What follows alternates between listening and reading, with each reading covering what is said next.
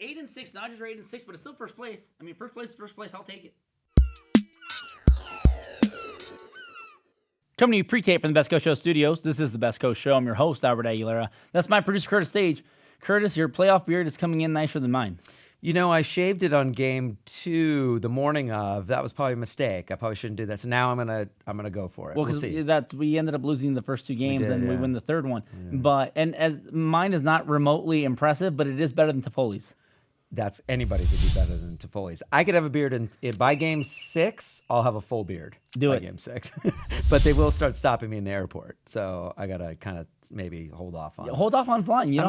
I might need to just, we'll see. I might maybe not long like Dave's is kind of longer, thicker. Maybe mine's just a tight beard.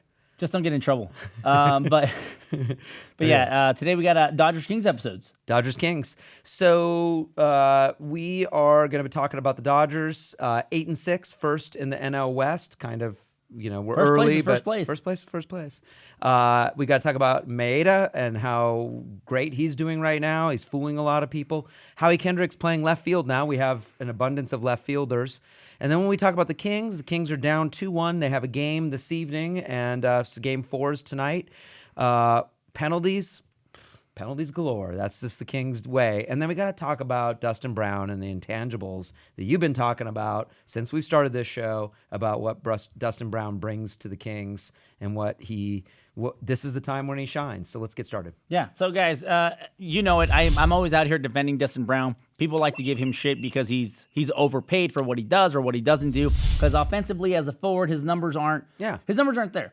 But then again, are any forwards outside of Toffoli, are their numbers there? I mean, we're not a team that scores 4 goals a night. We're not even a team that scores 3 goals a night. No. We're a team that plays defense. We have forwards that play both ways. We grind you down, we wear you down, we beat you up, and we win games. That's how it is. Yeah. Dustin Brown doesn't get paid to score 30 goals. He gets paid to be the captain, show leadership, and the intangibles that aren't on a stat sheet. Him wrecking somebody so that Pearson could pick up a puck and then get the game winner in overtime, you don't see that on a stat sheet. That might have... It records as a hit. It records a hit. But it doesn't record as he totally just fucking destroyed this guy, and then Pearson gets the game winner. He did. I mean, it might have changed. That's the kind of play that changes series in sports, and hopefully that gets in the Sharks' head. But this is what Dustin Brown does every year when the Kings win. It's because he makes plays like this. Yeah, and I have to constantly defend him because apparently being a game changer in a non-offensive stat way is not a thing people care about. Well, people care about stats, and I get it. I get it. Look, I mean, is he overpaid? I think he's making just under $6 million or something. Yeah, especially in a hard cap league. I think for the offensive output, he how many Stanley Cups has he won? He's won 2, and people are like, Kopitar was his extension. Every year. Oh, Brown's going to get traded at the draft. But he never gets traded. And, they're saying, hey, we got Kopitar's extension. Next year, Kopitar will be the captain, blah, blah, blah. We'll trade Dustin Brown this summer, this June. Look, if we win again, if we win 3 cups in 5 years, you can't justify trading. I told you, he's going to have a statue outside of Staples, and everyone's going to hate it. You're going a little too far on the statue outside of He's going to do it. But I don't And think it better be bigger than Kobe's. I think Kobe's statue is going to be massive. It's going to cast a shadow over everybody's. Kobe's statue will be the biggest in front of Staples. Dustin Brown, that's what he does. Those are the intangible. That's why he gets paid. There are things that don't show up on a stat sheet that a player does that just affect the outcome of a game. Leadership doesn't show up on a stat sheet, okay? Making game-changing plays, hits, stuff like that doesn't show up on a stat sheet. Yeah, keeping the puck on that side, on their side of the ice, keeping it offensive. He was holding the puck in there too. Yeah. So, I mean, those things are just, things that he brings that we love. What about us being down 2-1? I mean, this is not, we obviously want to win one of the first 2 games at home. Right, because that's the whole home ice thing. I mean, honestly, I don't believe in home ice, and Kings fans, you guys don't either. You saw what we did in the playoffs over the last few years. We're a good road team in the playoffs. And the atmosphere, this isn't arena football where someone can reach out and smack a ball out of the air. Okay, the dimensions, and this isn't soccer either, the dimensions of the rink don't change facility to facility like they do in soccer. Well, that's true, but you don't think the fans getting pumped up, you don't think that gets Not in San Jose, no. You don't think No, and the players tell you the same thing. They told you that they'll tell you that on the road they love playing in Chicago because of the atmosphere that's in Chicago, but the atmosphere does not affect them. Oh, okay. And it's like, okay, especially with San Jose, right? Yeah. So this is a rivalry that we've played them, I think, now 4 out of the last 6 years in the playoffs. Obviously, both teams missed the playoffs last year. Yeah. But we're a good road team. They're a good road team. We're a decently good home team. They're an awful home team. Yeah. And being down 2-1, look, I'm going to tip my hat to the Sharks. They're kicking our ass on the faceoff. Yes. They're kicking our ass in the offensive zone, and it doesn't help that we've gotten 14 penalties in 3 games. That's a lot. 14. I mean, the Kings were the 3rd most penalized team in the league, so it doesn't surprise me going into the playoffs that again they're the most penalized team. But what they have to worry on is special teams, because the team that has won special teams every game has won the game. Yeah. I mean, game 3, the Sharks come out, they score a 5-on-5 goal 30 seconds into the game, and then the Kings just shut them down for the rest of it. They win 2-1, they lose 4-3 in the first game, but they give up the power play goal. Yeah. They lose 2-1 in the second game, they give up a power play goal. They kill 5 in game 3, and it comes down to special teams. Yeah. So can they we win? got to limit the penalties. Still Limit be the physical. penalties. Still be physical, but limit. But you know who's limiting how physical we can be? The officials. And I can say this because, hey, obviously I'm biased. Absolutely I'm biased. Yeah. But the officiating has been awful, not only in our series, but in the Cap series, Yeah. in the Blackhawks series. I go, the officiating hasn't been very, good this opening round. Are they trying to limit how much the fighting that's going on? Let them fight. I'm sitting there and I'm like, okay, Lucha's going to take a penalty. I want to see him punch someone in the head a couple of times. If he's going to get a penalty. If he's going to get a penalty, let him punch someone in the head a couple of times, get them a little dazed. Yeah. But they're not letting them fight. As soon as they come together and there's an altercation, the refs swarm on them and it's like they break them apart. In the regular season, that doesn't happen. Regular season, people start grabbing collars, dropping bombs, but the refs are very anti-fights right now. Is that? Yeah, I wonder why that is. Is it Protect superstars because you're in the playoffs? Yeah. I mean, that's really the only thing I could think of. Yeah. Or, because it doesn't really, I guess, speed up the game, maybe? It slows down the game when there's fights? Well, that too, because we all know that the NHL and NBC are morons when it comes to scheduling games. Who schedules playoff games at 4, 5, and 6:30? Yeah, so they're you all can't going to watch. overlap. Yeah, it's terrible. That's so dumb. Yeah. So being down 2-1, that doesn't worry you per se. Because, As a Kings fan, absolutely not. Because we've done it before and we're good. And then we need to come back to Staples and if win game 5 and 6 if we can. Yeah, and look, what's happening? Well, 5 and 7. Yeah, 5 and 7. Yeah. What's happening is this Sharks team just matches up very well with us. Yeah, they do. They have all season. We've been down 0-2, 0-3 in series before. We've been down 2-1 in series before. Didn't we lose both games? Did we lose? How many games did we lose in San Jose during the regular season? I think both of them. Yeah. We were 3-1-1 against San Jose. One of the wins was in overtime. Okay. And one of them, I mean, I was there. It was the opening night that we lost at home, and we lost like 5-0. But whatever.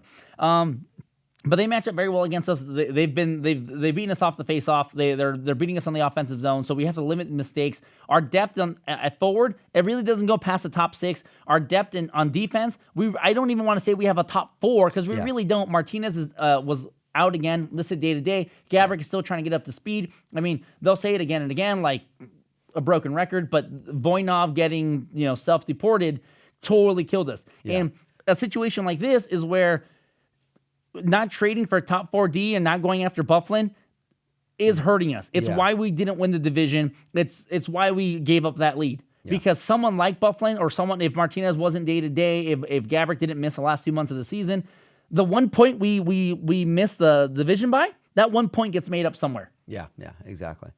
Let's talk Dodgers. So Dodgers have, they're in first place. So we can't complain too much. I mean, we're 2 weeks into the season here now. We luckily, at home against the Giants played a lot better. The team is not looking fantastic yet. I mean, we're kind of middle of the pack in terms of runs scored, in terms pitching's been getting better, except for our starting pitching. Alex Wood and Kazmir are kind of keeping us out of games. I mean, when Kazmir gives up 5 runs in the first inning or 4 runs in an inning, it's kind of tough to make that up. But the relief pitching, people were losing their minds 2 weeks ago when we just were terrible in San Francisco. We're Dodger fans. We're overly dramatic. Yeah. We're gonna complain when we lose. We're gonna complain when we win because we didn't win well enough. Yeah. We didn't kick their butt and yeah. So, So it's early. It's a small sample size. I know people are freaking out. But on the other side of it, and I do see why some people are freaking out with the relief pitching, because this has been the same old story for the last 3 years with this relief staff. I mean, there's good players down there.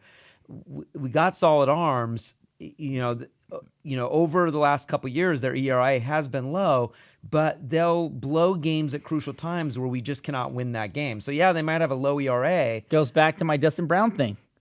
An intangible. They're not clutch. They're not clutch. That's what I'm saying. You guys, these pitchers can come in and Arizona sucks, okay? The Rockies are not that good of a team. They had that. Well, they're in first place with us. Yeah, but again, small sample size. But they're not expected to do well. The Padres are not expected to do well. So when the bullpen goes out and our pitching gives up no runs for like 30 innings, everyone's like, oh my God, this bullpen's so well. But then the bullpen, these guys, the intangible being you're not clutch because you can't come into a situation with runners on base because you lose your mind. Yeah. So it's like, what do I care if your ERA as a bullpen collectively might be under 2, might be under 3 when you're playing against shit teams, but when we go out and we need you in a stop situation, you shit the bed.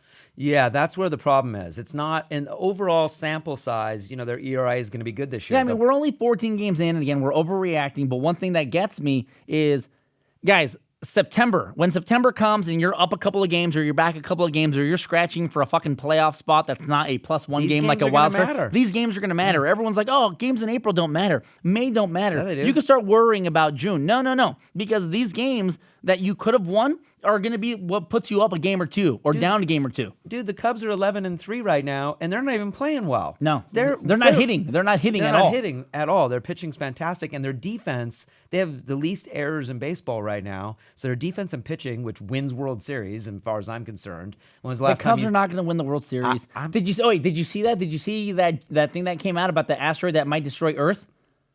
And it just so happens to be the year that the Cubs are favored to win the World Series. What year is that? This year. That's this year? Yeah. Oh, okay. Yeah, so apparently there's like an asteroid that like travels through Earth every 30,000 years or something, but this year it's going to get like super close. So should we root? Where the gravity can bring it in and just totally wreck us. Okay. Is that going to happen before or after the World Series? I don't know. Okay, because I do want to see their Dodgers World Series, or I wouldn't mind seeing the Cubs. I mean, again, I'm not a Cubs fan. People don't get me wrong. You sound like a Cubs fan right now. Well, but just one this is time the in best my coast life. show, I not know, the okay, forget it. Forget it. Second City show. Forget it. I don't want to see the Cubs. All right, but my point is that right now the Cubs are winning games when they shouldn't be winning games. Technically, they're not playing that well offensively. But they're winning games because their clutch pitching is taking over. We are not winning games because of clutch pitching, except for Maeda. Maeda is lights out right now. I don't even know about hot. He's just people can't figure him out because they've never seen him. And here's my thing with Japanese pitchers. I love Maeda and I love the energy he brings. Like it's cool that he hit the home run. And Japanese pitchers though, they're successful when they first come over and transition. Because there's no scouting on them. Yeah. There's no analytics. There's no metrics. Really? I mean, who on the Rockies has seen Maeda? Nobody. No one's. Yeah, but they have scouts. But I mean, they've watched video. You could tell me, and you can tell me how awesome he is, and I can look at his tendencies on a video. But until I'm actually in the batter's box, I don't know what it might be like. And there's only 3 teams that have seen him pitch. He mixes pitches really well. And that's the thing with Japanese pitchers, too. They all have 4, 5, 6 pitches. He's keeping people off balance. And they keep them off balance. But my concern is, okay, in Japan, there's 1 time zone. Yeah. There's not 3. So once we start traveling we start traveling, how's he going to react? In Japan, these guys aren't pitching every 5 days. Yeah. In Japan, they're not playing 162 games. So it's great that he's doing great now. Yeah. But I'm thinking, okay, how well is he going to be doing in the second half? How well is he going to do the second, third time he plays the Giants, the Rockies, the Padres, the Diamondbacks? Sure, I see that.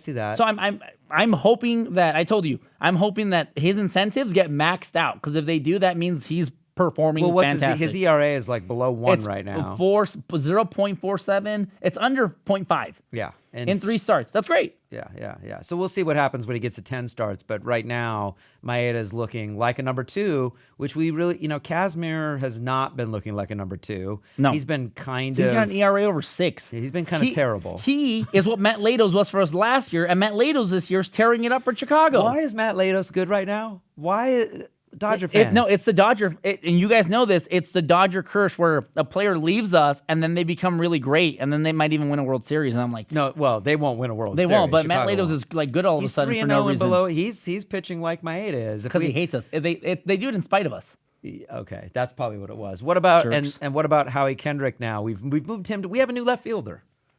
But that's out of necessity because we have no outfielders because Van Slyke is hurt, Ethier's hurt, Crawford's hurt. Hopefully Crawford stays hurt. But we don't have an outfield. And then Jock, as expected, is leading the league, leading the team in strikeouts. He's leading the team in swing and miss ratio outside of the pitchers. Yeah. So it's like, and you want to keep him up here because the Nerds value defense over offense, and he's a great outfielder. But the dude's just not hitting it, and it's not like Seager right now, who's in a bit of a slump. But Seager's making contact. Yeah. He just happens to be hitting it at people. Yeah. Jock is just swinging and missing, and he's not doing anything, and you can't send him down because we need outfielders at the moment. Where the Dodgers have a logjam at outfield. Well, not really, because 3 of them are on the DL for an extended period of time. Listen, when Ethier comes back, they're not sending Jock down. They're not. I mean, they're not going to do that. But I'm afraid that when Ethier comes back up, how he's going to go back into the infield, so we'll see less Kike when Kike, Gonzo, and Pui are leading the team in